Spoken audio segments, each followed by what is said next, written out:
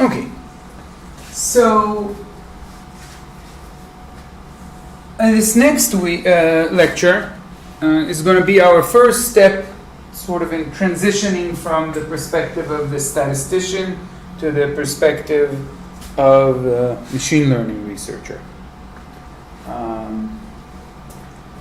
We will start with something of a toy example that will help us understand,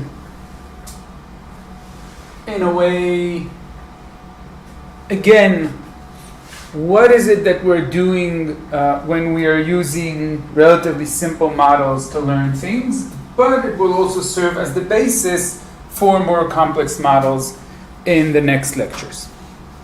So we're now moving finally from some simple tabular data to one of the most famous, if not the most famous, data set in computer vision, machine learning, MNIST. So MNIST, a data set consisting of images of 10 digits, written, a bunch of examples of each digit, and you can use it to train all sorts of classifiers.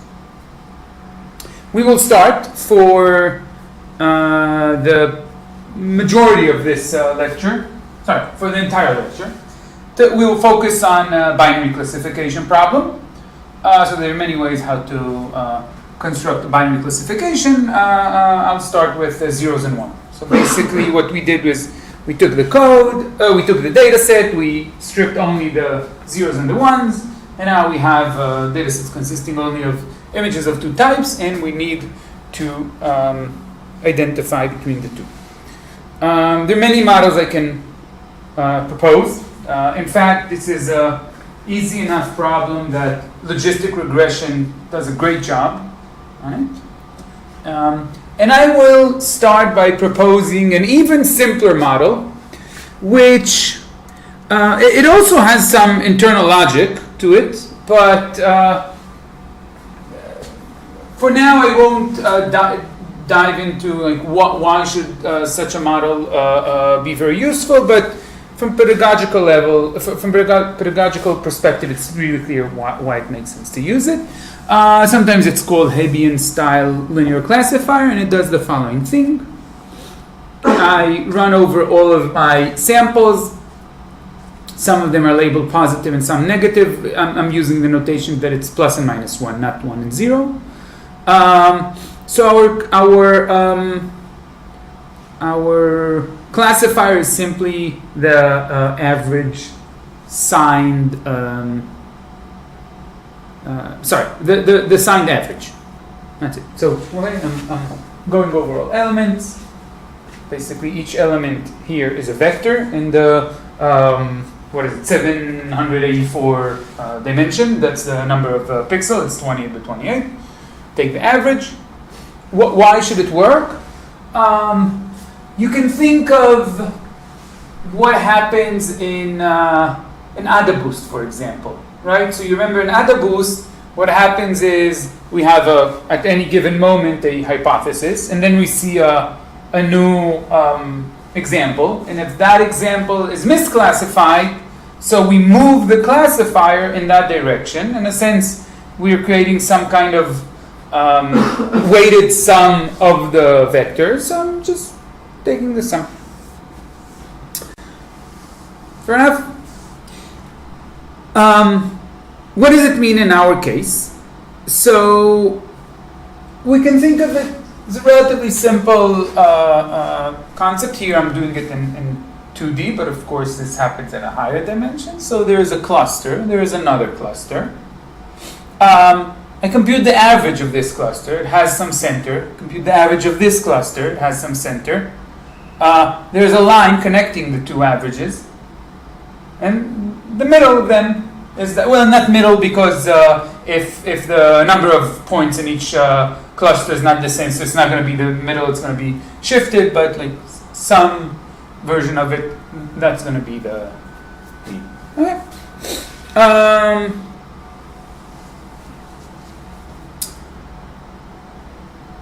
What will this classifier look like?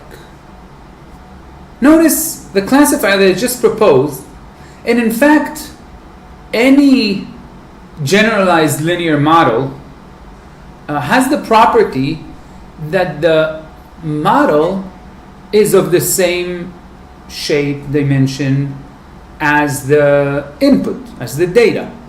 So if your data are images, you can also create a natural image of your model. Like if the model is some deep neural network, so of course, yes, I can create an image where like each pixel corresponds to some weight, but we don't have a reason to expect it will have any visual interpretation. But here, there is, because the pixel in coordinate 3,7 is the weight corresponding to whatever it is that I multiply pixel 3,7. So there's an image I can create. What will this classifier look like? In our case, I'm talking graphically. about. Yeah, visually, like describe an image.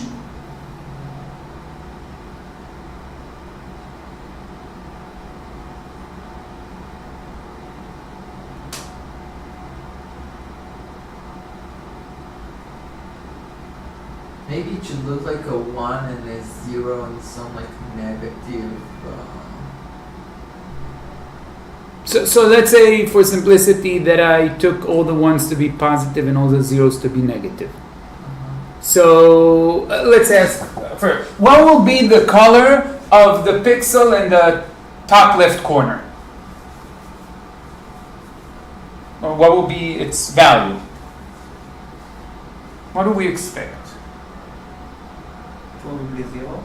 0. Why? Because it's probably going to be 0 both in the 0 pixels and the 1 pixels. So it's just a 0. It's going to be a sum of zeros. The gray?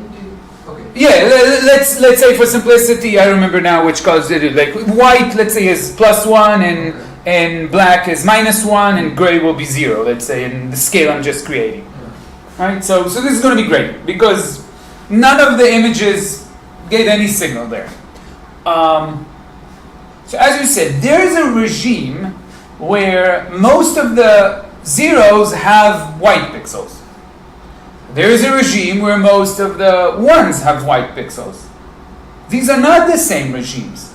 So in a sense, what we expect is the difference between the two means.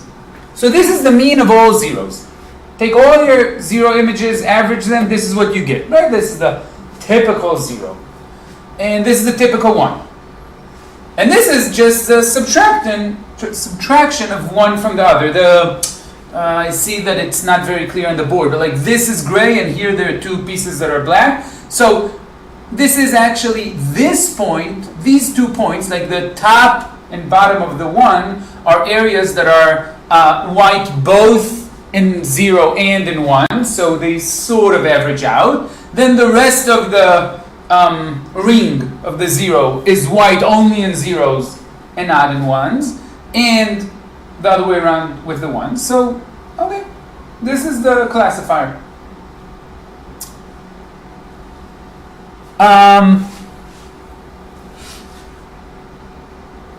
Okay.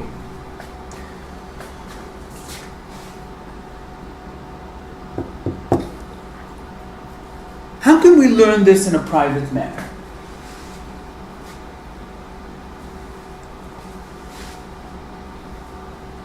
You basically want to learn W here, right? Yes.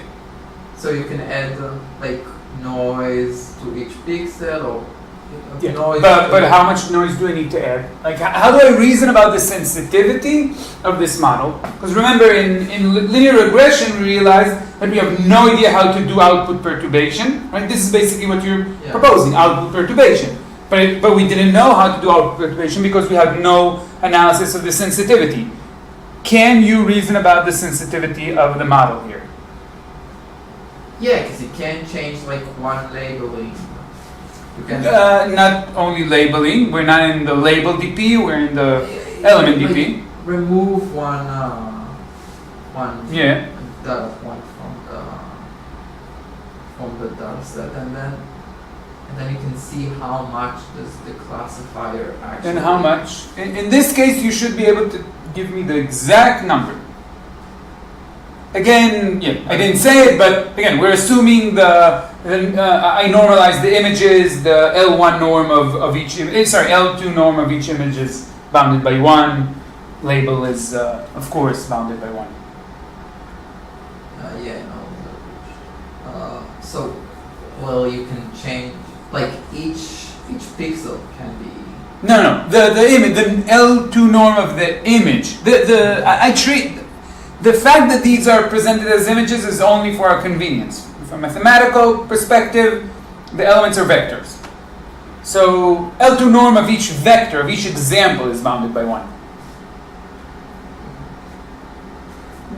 What is this? This is like a really familiar quantity.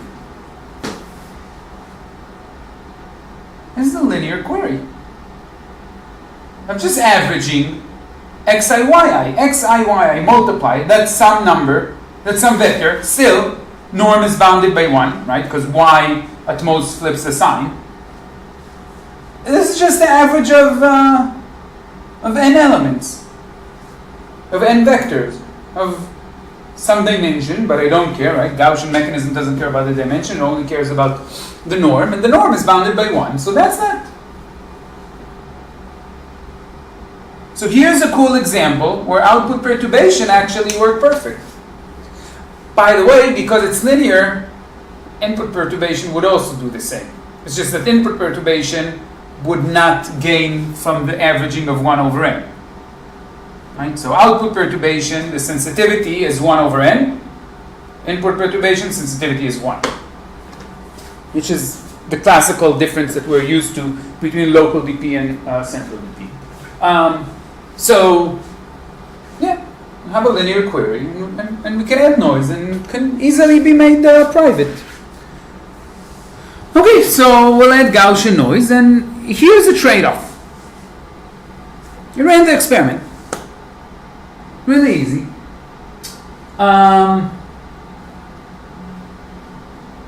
We're ranging epsilon between 1 and 0.01. You shouldn't be surprised that we're able to get to such low epsilon, such high privacy, and still get reasonable utility. This is because the sensitivity is relatively low. It's 1 over n, and I don't remember what is n per digit, but it's still like a few thousands, I think, or at least the high hundreds. So, okay. So you see, like the amount of noise we need to add even for epsilon equal 0.01 is just 0.35, not that much. So, so as you can see, like for epsilon equal 0.1, practically no degradation, and then it starts going down. By the way, as you see, nearly perfect classifier, generalized as well, but also like it's nearly accuracy 1. Okay, good. But remember, I told you, we can see the classifier. Okay, so let's look at it. Here are a few classifiers for different values of epsilon. So this is no privacy, epsilon equal infinity. Fine. Here we added a bunch of noise. Epsilon is equal 1, added a bunch of noise. Accuracy, 99%. Epsilon gets smaller, added more noise, 99%. Added more noise, tiny bit more higher accuracy, but this is just random. Added more noise. We need to get to 0.01 to start having degradation, and even this nonsense, this full-on, random bunch of pixels has 70% accuracy. Yeah, only it's not completely random. Okay. Yeah, I agree with you that like this picture completely looks like random, but it's not. In what sense is it not random? Clearly it's not. I mean, it's either I have a bug in my code, or and by the way, this component of the lecture came about because when we were building this lecture last year, at some point Noah came to me and said, I have a bug, help me debug it, because this is what I see. I have total gibberish and 95% accuracy. And it took us a while to understand that indeed it's not a bug. And once we understood it's not a bug, we understood we have a great lecture here. What is happening here? So, here's a proposal. What did I say previously about how should we interpret this? How should we interpret this privacy? This classifier. We said there are pixels that are black in both cases, right? Those are the gray here. And also a few pixels that are white in both of them. So give or take, they're also neutral. Then there are pixels that are white in the zeros and not in the ones. Pixels that are white in the one, not in the zero. It's not perfect, right? The classifier doesn't assign to each pixel the values either 0, 1, or -1. It does have some grayscale, but not too much. Like most pixels are clearly belong to one of three options. So here we did the following thing. I took this classifier, I defined a threshold, like anything above, I don't remember, like 0.1 or something like that. I assign black, white, or gray. Okay. This is a quantized, if you will, version of this. Ooh, I think I forgot to put, this one also performs quite well. So I can check, like I can have this as a classifier, also does a good job. Right? Even though it lacks a bit of the nuance, because here it should be something in between, good enough. Okay, now what happens in this image, the epsilon 0.1? We can still see under the snowy, grainy black and white, the original classifier. So what happened? Basically, each pixel on its own is sampled randomly from a Gaussian around a certain value, which for most of them is relatively close to 0, relatively close to 1, or relatively close to -1. The amount of noise here is not enough to clearly to mask what's going on. So, there's some standard deviation that's actually, we know what the standard deviation is, right? We saw it here before. That was epsilon equal 1, so it was like, 0.01 was the standard deviation. Really not significant. Okay. When we move here, standard deviation grew a little bigger. But still, we can see something. And this one, give or take, we can't see what's going on. Right? This is epsilon equal 0.1. And we know it corresponded to, what is it, like a 0.04, something like that. So standard deviation 0.04 suffices to completely mask from our eyes what's going on. But what governs the prediction of, let's say, that classifier?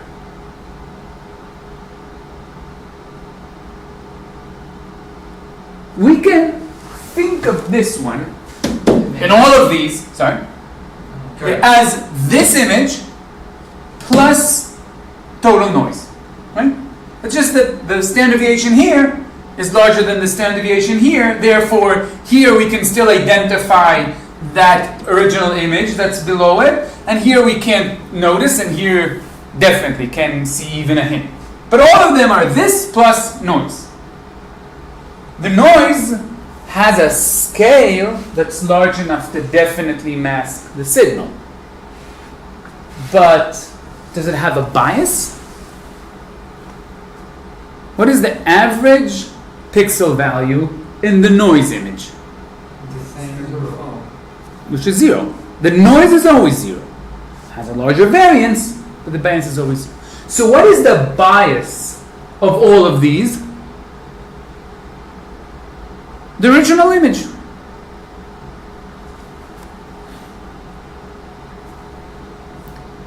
So here is a cool statistic.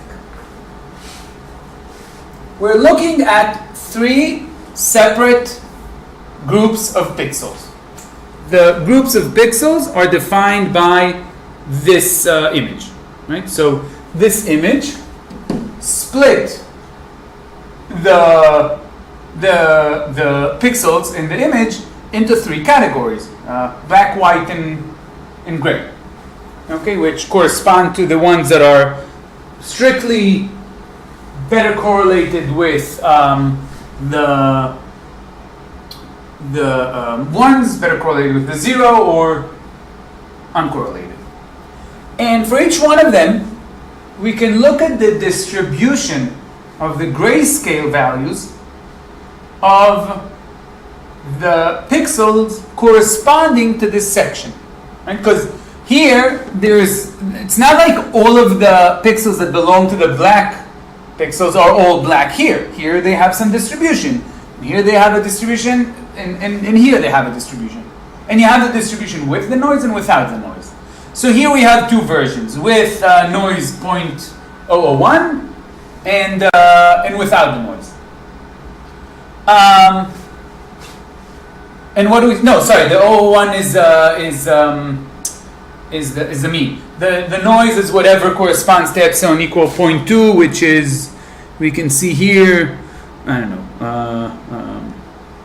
0.03 or something like that. What do we see? Let's look at this one, because this is the one where you see the clearest difference. The distribution of the grayscale values of the clean image is well concentrated. It's just here. The distribution of the noisy ones is like, I don't know, 5 times wider. But what is the mean? Practically the same. And the same goes here and here. Yes, the mean moved a little bit, but not too much. And since the classification is effectively the sum over all pixels, and give or take approximately positive weight for these, negative weight for these, and no weight for those, so what happens is the effect of the noise reduces. By how much does it reduce?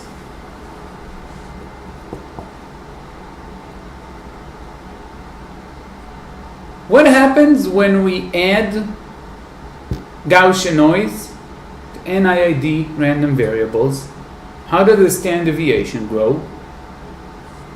Square root of n. So in fact, the larger these 2 sections are, the smaller the effect of the noises. Had we had the full image being, just say, half and half black and white, half of it perfectly corresponding to zeros, half of it corresponding to ones, you could get to the point where your eye wouldn't be able to see any difference. But all you need is that when you average over this whole half, you'll get some number that's clearly, strictly bigger than this half. So we don't have a half of the image, we have only, I don't know, 10%, whatever, but still, that's enough to maintain a signal. Okay. So what we have here, this is still, we added the noise for privacy, but we learned something that has nothing to do with privacy. What we learned is that when our classification problem is much easier than the number of parameters we need, we can get along with a lot more noise and still maintain accuracy. In this case, we have a very clear visual interpretation. It's because it's literally bias plus variance, signal plus noise. The noise can be enough to mask visually the signal, but if you average over all of the coordinates, which each one you can think of as like a different predictor, all of the noise sums up to approximately 0, while the signal remains with the original bias.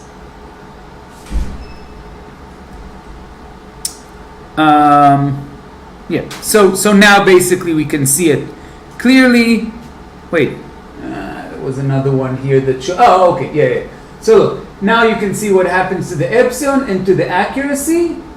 Yeah, there was like another piece that showed how much signal remains there. So we can't see the signal, but basically we can show what is the mean over the relevant pixels. Or another way to look at it is, again, remember, this is a vector, right? We can ask what is the inner product between this vector and the original classifier. And the answer is it still remains strictly non-negligible. Why? Because the average over these pixels minus the average over these pixels still remains way above 0. Even though our eye can't see it anymore. Okay? Now, to be fair, I chose explicitly a very easy example to begin with. The zeros versus 1. You won't have such a clear example with other digits. So here's just a few examples so we have in mind.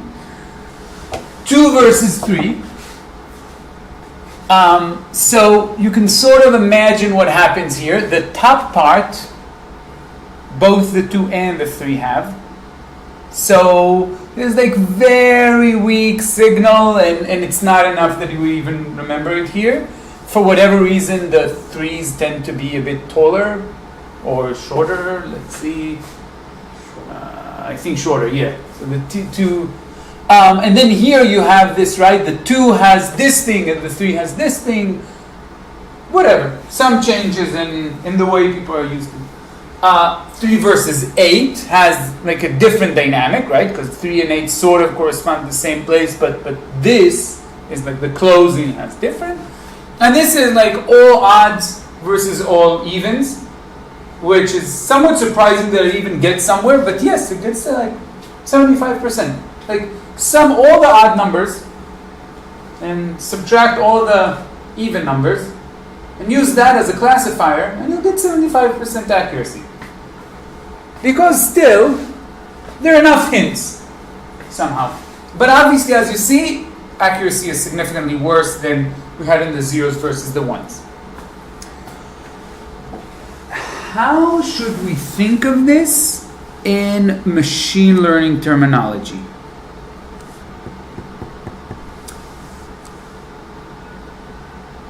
This is what effective dimension represents. What is effective dimension?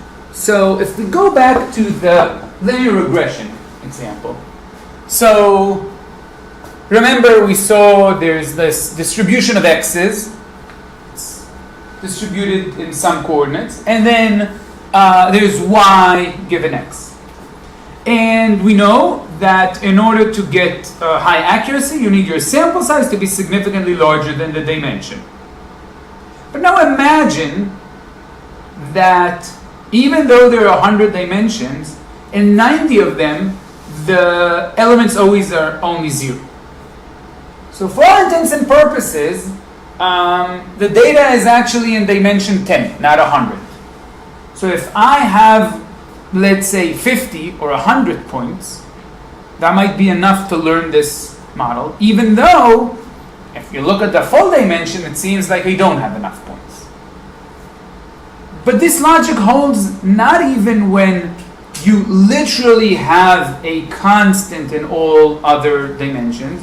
It holds even if in some of the dimensions there's very little variability, right? Just from continuity, it can't be that when it's 0 there's no effect, and when there's like epsilon there's all of a sudden a big effect. So there is a notion called effective dimension.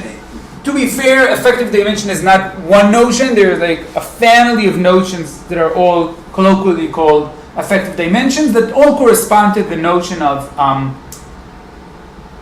even if you have an official dimension, which is like either literally the dimension which the vector belongs to, or there's like VC dimension or whatever, something that governs the complexity of your problem.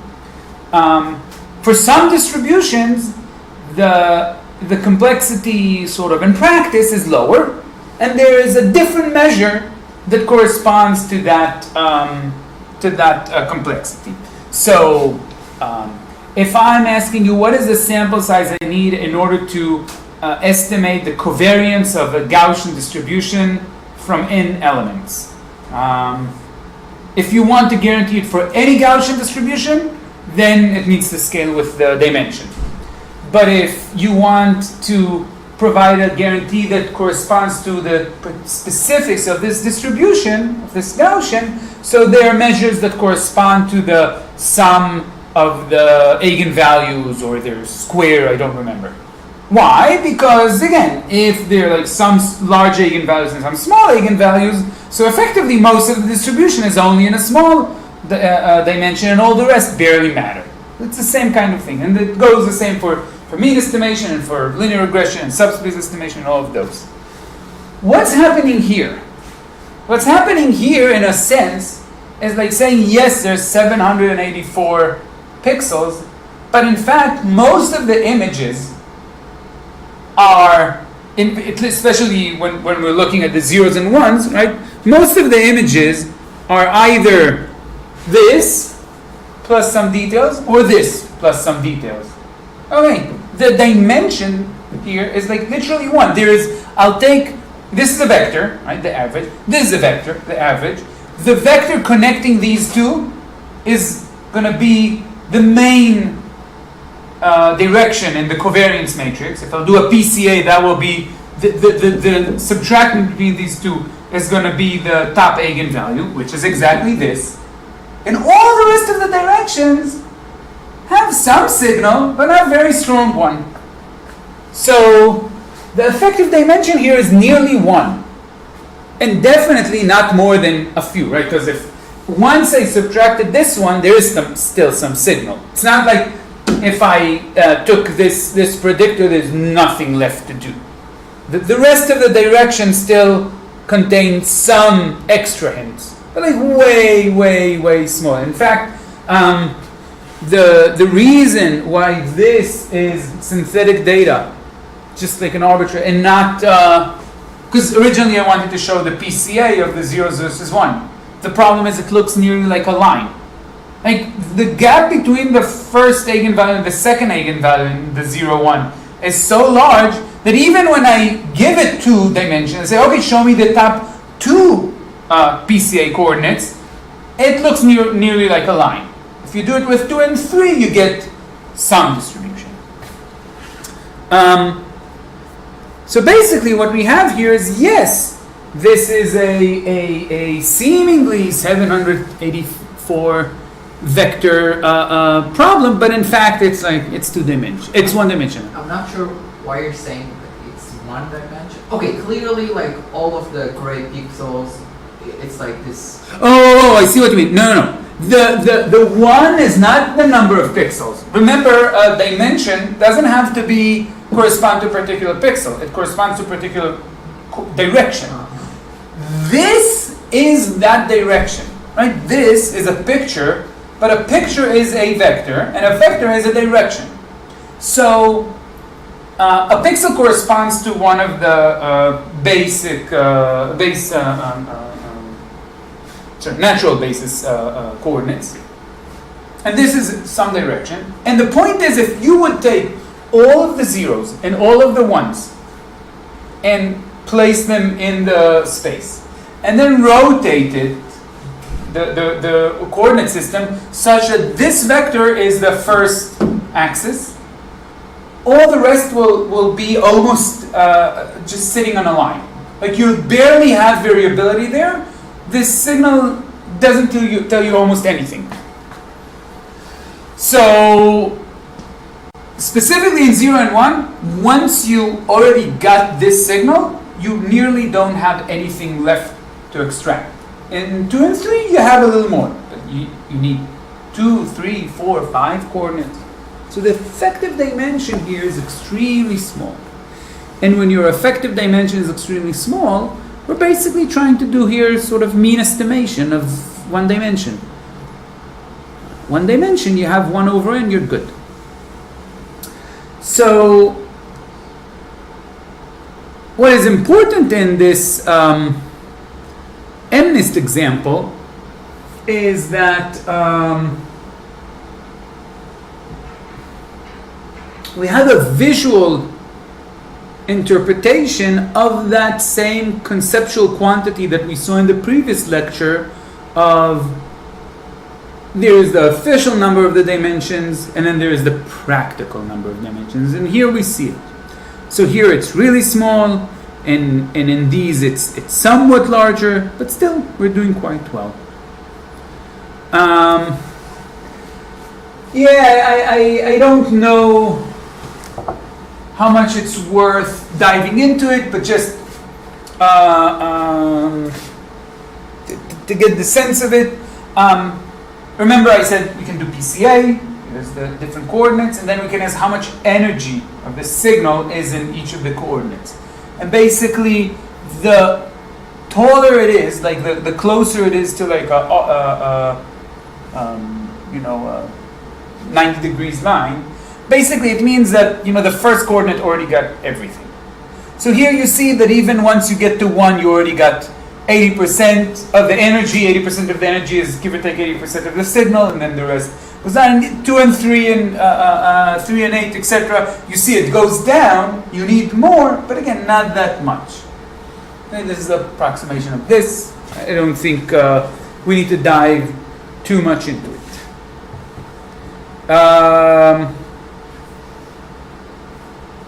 Okay. So this is whiteboard. I think we should continue and do it at once because I don't think we'll need the entire hour and a half today. Okay, good. So we have a classifier, we have a way to privatize it. It's nearly too good to be true. We figured out why it is because it's a really easy problem. Because even though we can add a lot of noise, we only needed like a very, very simple signal. In a sense, for any image that we're trying to classify, if you just tell me like where is it located across this specific direction, that's all I needed to know. And then all the noise you added in the other directions just didn't affect because you didn't look there. Okay, good. Now, reminding you, we spent the last few lectures, though the last one we didn't do it, but the ones before, we kept going back to the auditing technique in order to understand, quantify how private we are, at least to lower bound it. If you remember, the original attack that I showed, like the first one, before we were even getting to membership inference, was reconstruction attack. Now, why did I put it aside for a while? Because reconstruction attack, one of its limitations was that, at least the natural definition of reconstruction attack, matched a very particular setting where the features were known. It was sort of, in a way, label DP. Right? The features were known, and there was a label that we tried to privatize. The label was a bit, was a binary label, and we tried to reconstruct it. But now we're finally there. Now we're finally in a world where I can ask, okay, given a model, how well can I reconstruct the labels of the training data? But there's something weird here. How well do you expect I will be able to reconstruct the labels of the training data in this example?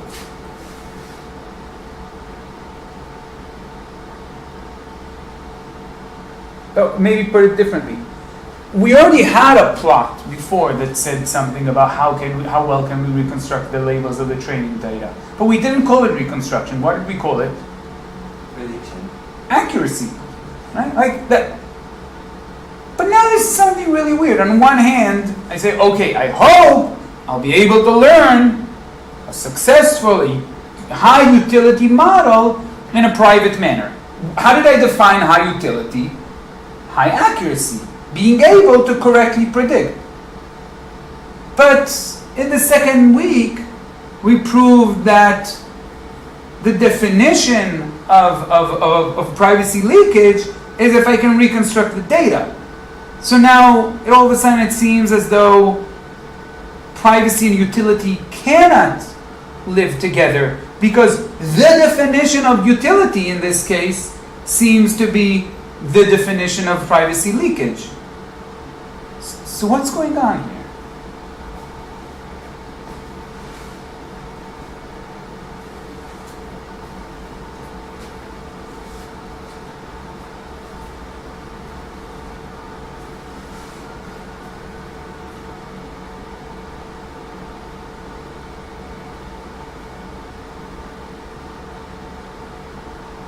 But I think it depends on that you have the training data. If you don't have the training data, you can. I want to say that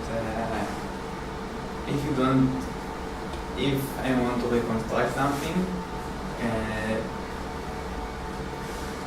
if I try like arbitrary vector of bits, I cannot infer whether it's part of the training data or not. And So here's maybe a way to rephrase your proposal.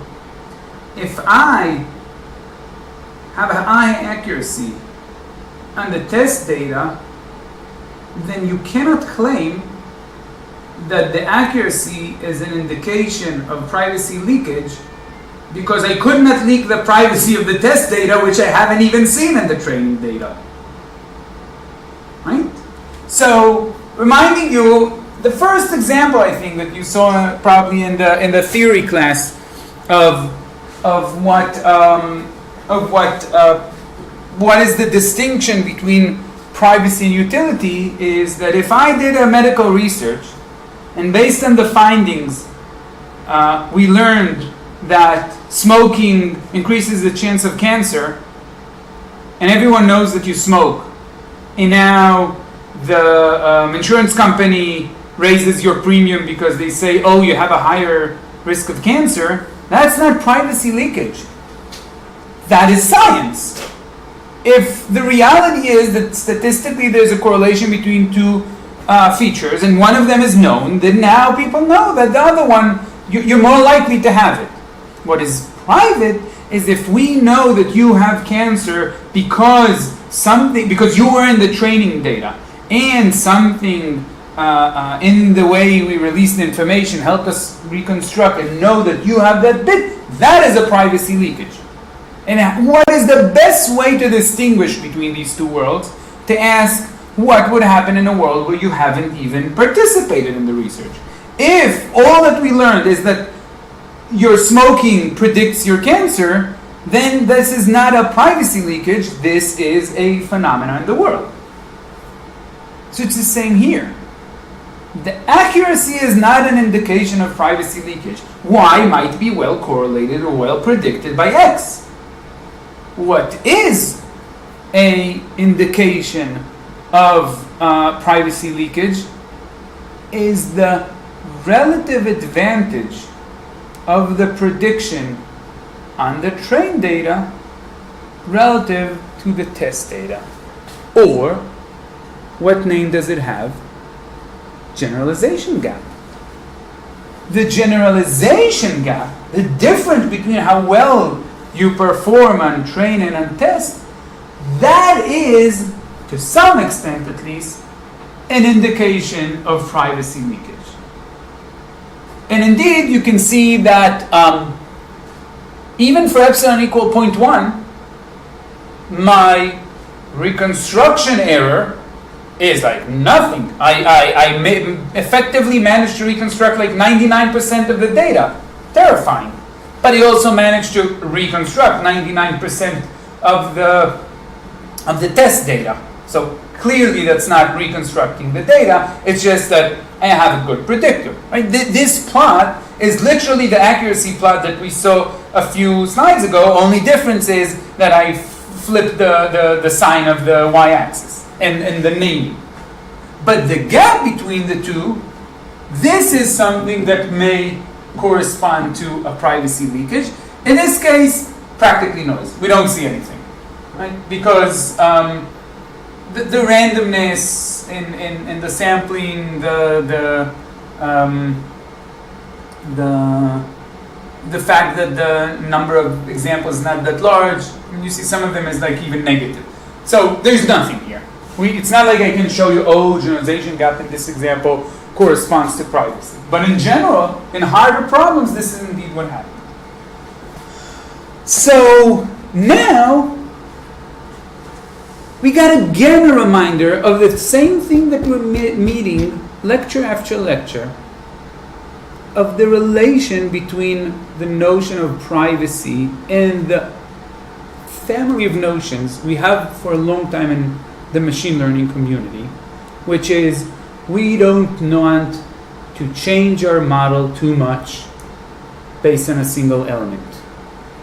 If you remember, one of the ways to guarantee generalization, even in the setting with infinite VC, is called average replace one stability, which exactly is defined to be what is the average change of the loss. If you change a single element, where averaging is over the sampling of the element and the rest of the elements, which is nearly exactly the privacy definition, except that A, instead of the worst case quantifiers, it's averaging, and B, the loss replaces the general divergence, which in a way is, one way to think of it is the divergence, the hypothesis testing corresponds to any decision rule. And here the decision rule is just the loss. It's just a threshold and the loss. So if I would have, here's the important insight. If I would have an adversary whose decision rule will be just, let's put a threshold on the loss. If it's above a certain value, I'll guess it's not in the data set. If it's below, I'll guess it is in the data set. And instead of crafting the worst case pairs of elements or data sets, it would just sample randomly an element and the rest of the data set, then its success rate will perfectly correspond to the generalization gap. And indeed, since we know that this is a very easy learning problem, and we expect a tiny generalization gap, if we wouldn't do anything sophisticated, our auditing will be worthless. Even if we will learn in a completely non-private manner, even if we won't add any noise, our auditing will not be successful. But if we will choose wisely the element, then we will be able to make a much stronger attack. So, in a sense, our